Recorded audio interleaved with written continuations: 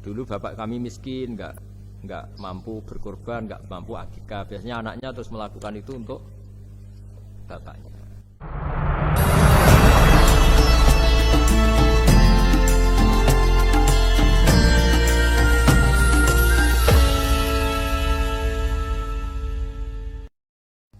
Memang Islam mulai dulu itu membolehkan orang amal untuk orang lain. Jadi dulu ada orang, ya Rasulullah, orang tua saya ini sudah sepuh, beliau sangat ingin haji, tapi kalau haji nggak bisa karena sudah tidak bisa berkendara unta. Kata Nabi, ya sudah kamu saja yang haji sebagai ganti bapak kamu. Sehingga idza mata ibnu Adam in qata amaluhu itu termasuk anak yang soleh, sodako dan apa. Memang mulai dulu Islam itu ada beberapa hal yang amal itu bisa diamali pada orang lain. Awaladin solihin yatullah, terus adalah beberapa. Nah korban juga gitu. Biasanya anak-anak yang soleh itu perasaannya dulu bapak kami miskin, nggak mampu berkorban, nggak mampu akikah. Biasanya anaknya terus melakukan itu untuk bapaknya. Nah memang jadi perdebatan ulama, apakah kemudian mayit ini dapat pahalanya enggak? Jawabannya gini, kalau mayit itu orang soleh dapat. Kalau nggak soleh, itu kemungkinan dapat kecil. Misalnya gini, ada mayit yang zaman hidup itu antipati ngamal. Kok enak, duitku sing ilang wong liya nyate gitu. Dia mentalnya mental kikir yang beranggapan kok kenaan tetangga kami, uang kami yang habis, orang lain yang nyate. Terus dia mentalnya gitu dibawa mati. Kemudian anaknya soleh berkorban untuk bapaknya. Lah yang seperti ini ada potensi gak sampai karena dia tidak pernah punya niat. Itu beda dengan orang yang zaman hidup memang ingin korban, cuma secara ekonomi nggak mampu. Makanya pentingnya innamal a'malu binniyat itu di situ. Amal itu terserah niat. Dalam banyak sarah, ya sarah itu penjelasan yang rinci itu dijelaskan. Kenapa orang mukmin masuk surga selama-lamanya padahal dia jadi mukmin hanya 80 tahun. Misalnya kita hidup di dunia kan rata-rata 80 tahun. Karena dia berkomitmen andikan hidup 1000 tahun juga tetap mukmin, andikan hidup 2000 tahun ya tetap mukmin, tetap sholat.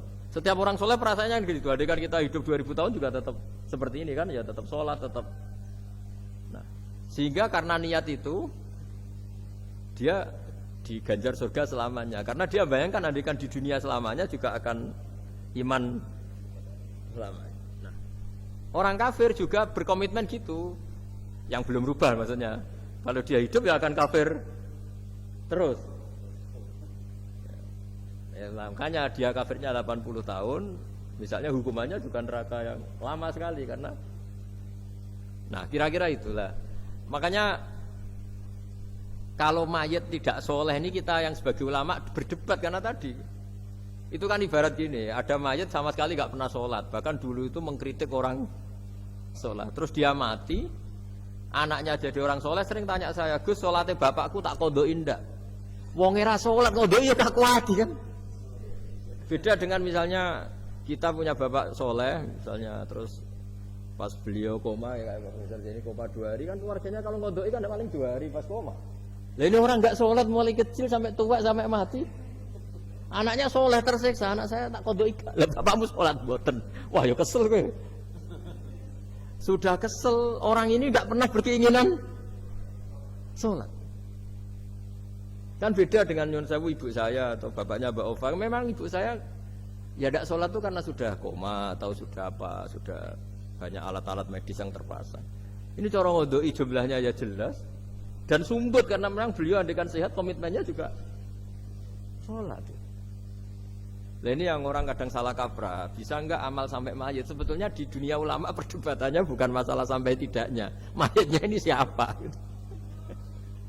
Kalau mayit ini soleh jelas, dawuh Nabi man sanna sunatan hasanatan falahu ajruha wa ajru man amila biha ila yaumil qiyamah. Orang baik kemudian mengajarkan kebaikan pasti dia dapat investasi kebaikan itu.